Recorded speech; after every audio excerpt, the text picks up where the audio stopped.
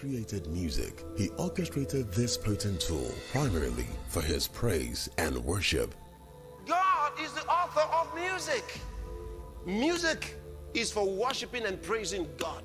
That's the primary thing it's supposed to do. But there was a distortion in this divine plan. When the enemy said, "I will ascend above the heights of the clouds, I will be like the Most High." But he was cast down from heaven.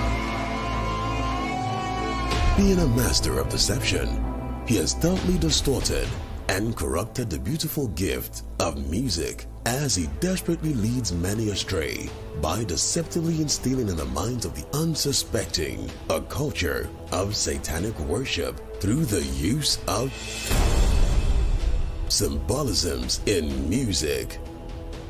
One of the areas you must be very careful is in music.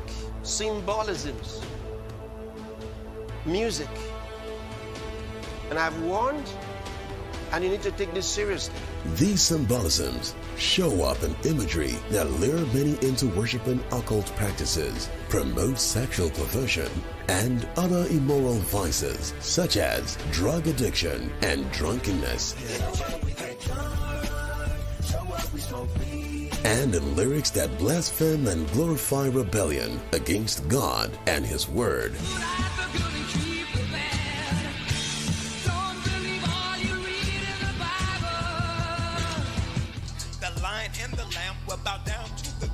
And that is Jesus bowing down to the goat. Once again, goats are unbelievers, or at worst, Satan or the Baphomet. And even if it did mean greatest of all time, it makes no sense to have Jesus bowing down to himself. Unwittingly, the young and unsuspecting rave about these and idolize the bearers of these demonic depictions. When it comes to music and dance, they're connected to your emotions, directly connected to your soul. And that's what Satan wants. He wants to make connection with your soul.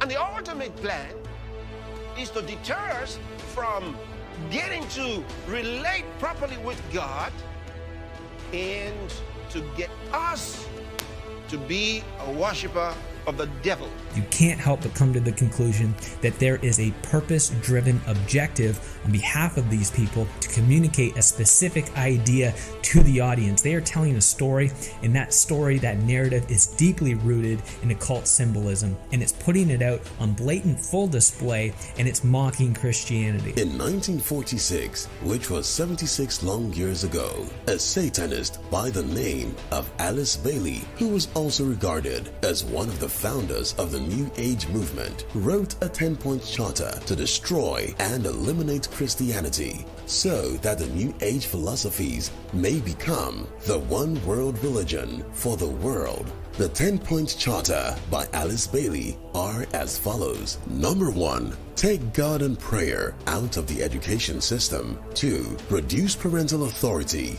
over the children. 3.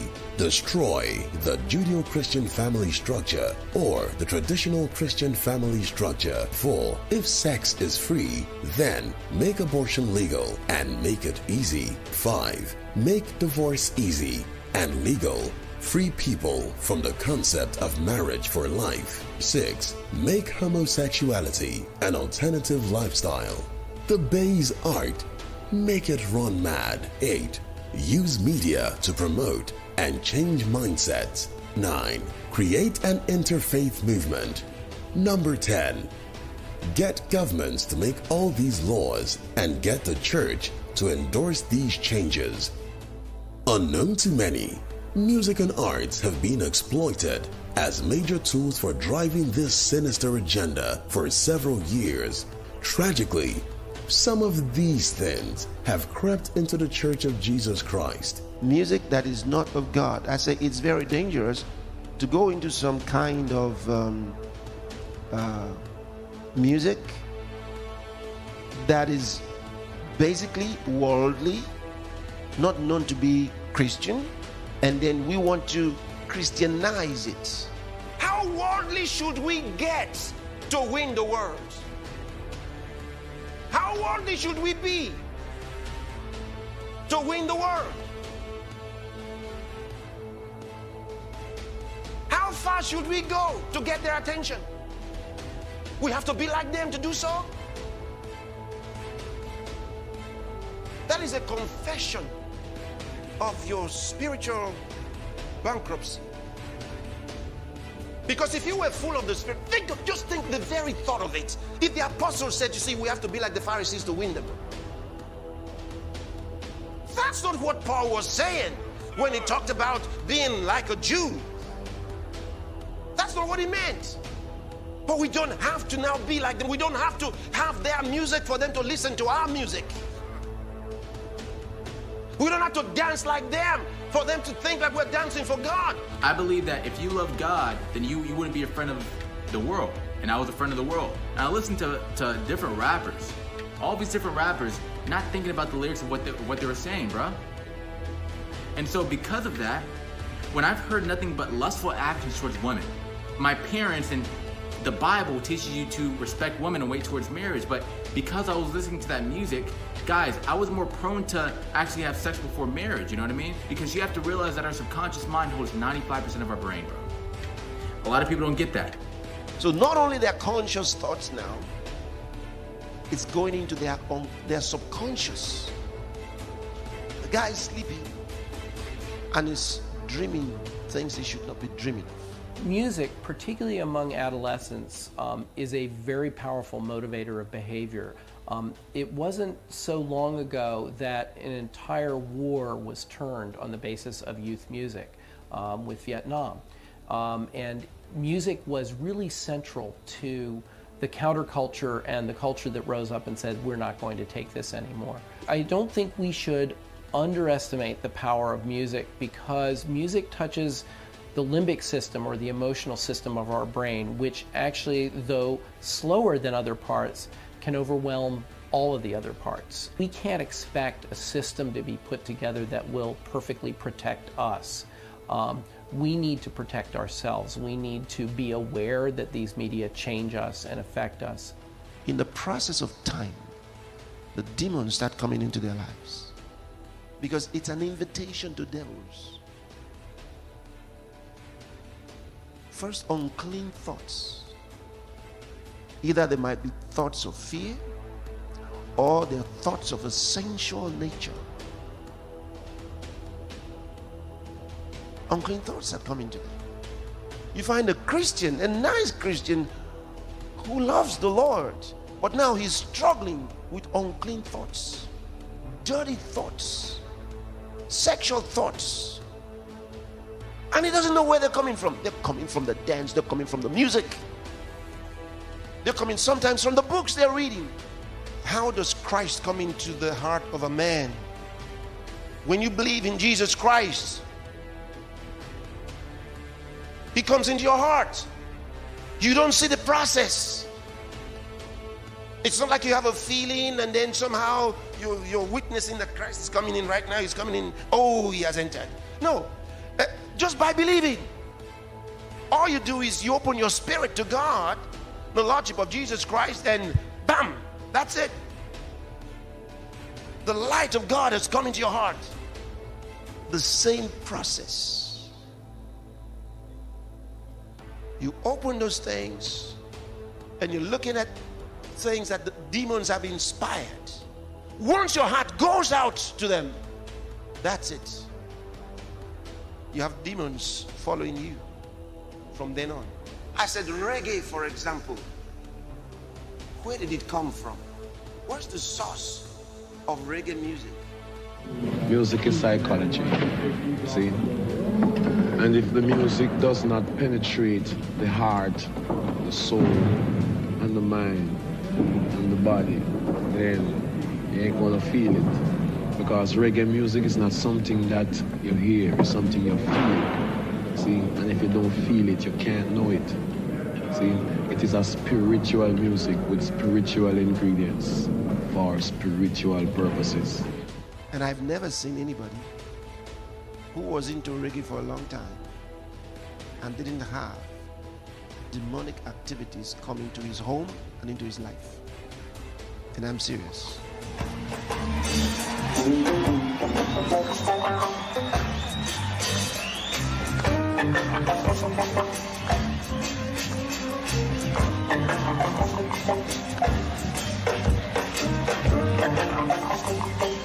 So don't deceive yourself.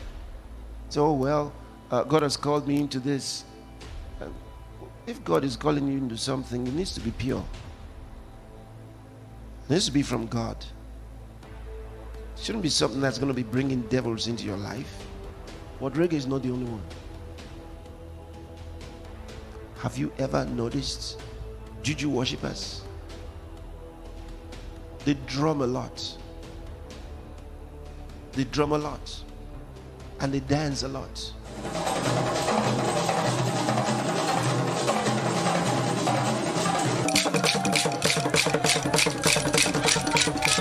A lot of the dancing steps that people get from the world, a lot of them are to demons. These are things that are the movements of devils. I've dealt a lot with people with evil spirits. Some of you may have been in some meetings where we're doing those things. The moment I start addressing the evil spirit, you see some, they start dancing. And the guy or the girl is not in control. They go like this. How many of you have seen them? And you think they're going to fall. They can bend in an awkward way and still be standing. Why? Because it's not them, it's the evil spirit. And they're twisting themselves in some funny way. If you began to drum for them, they will show you their dance. The same dance that they do at the shrines. Music is a spiritual thing. You don't play with music. If you play with music, you will die young. You see, because when the higher forces give you a gift of music, musicianship, it must be well used. I get possessed by the spirits. I get possessed by the spirits. Right before I performed, I raised my hands up, and it was kind of the first time I felt something else come into me. Felt something else come into me. And so I sold my soul to the devil. Sold my soul to the devil. It appears that it is these demonic beings that energize Jackson when he hits the stage. Jackson stated, quote, "When I hit the stage, it's all of a sudden a magic from somewhere that comes and the spirit just hits you and you lose control of yourself." Then there's this other kind of music. I watch the young people and I see that they've taken it into the church, and when they're dancing and they have their hand here. Have you seen it? Have you seen it? Very stupid dance. Very stupid dance. Very offensive dance.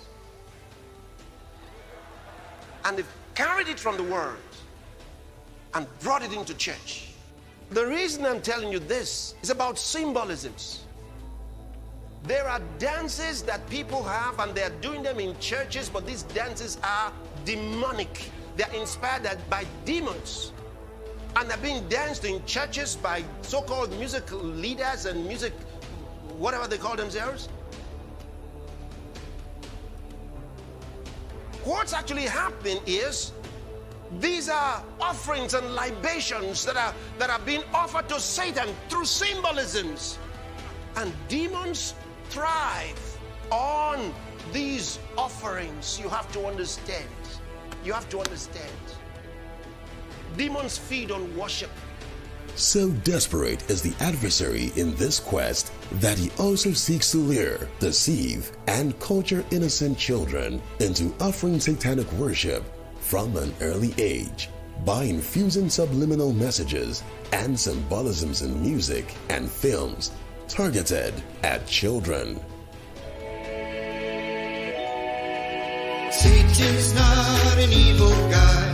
He wants you to learn and question why. He wants you to have fun and be yourself. And by the way, there is no hell. Science is important, so we understand the world. Satan looks for truth. Let's help him, boys and girls. Satan's not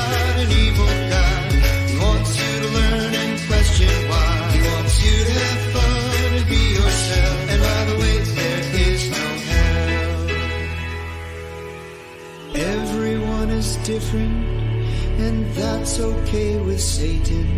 He'll always treat you equal, whether you're black, white, or gay.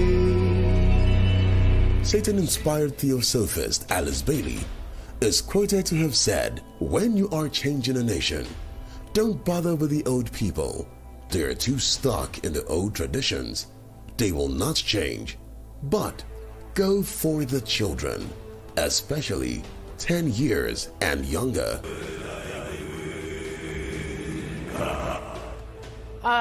Does this look wholesome to you?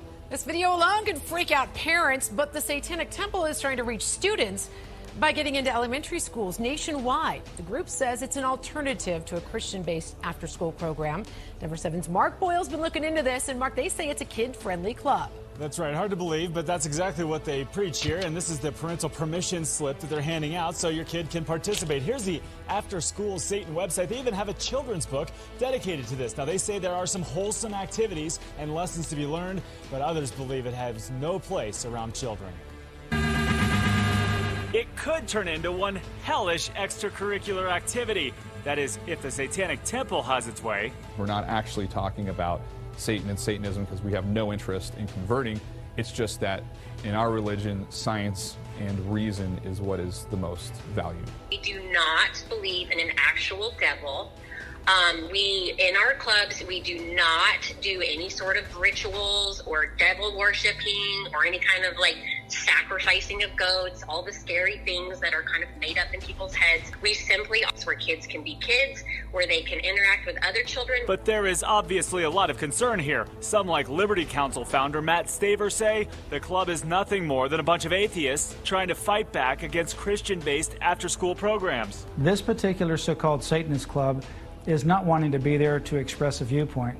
They're wanting to disrupt the process. I want to say that everybody's entitled to their beliefs. However, I feel like that's just a little odd. They already took, God out of schools, but now they're going to allow Satan in. It's just crazy. We're disconnecting Satan and his works from the nations, from the cities.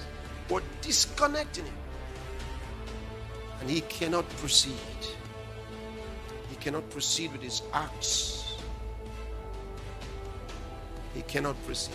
Music is a reflection of the culture and ideals of a people. Little wonder the adversary seeks to culture the world with the ideals of darkness through symbolisms in music and arts. But while the church remains, we will culture the nations aright, filling the nations with the songs of our kingdom, that they may worship the one true God, who is the true author of music and Lord over all. Revelation chapter 11 verse 15 says, "The kingdoms of this world are become the kingdoms of our Lord and of his Christ, and he shall reign forever and ever."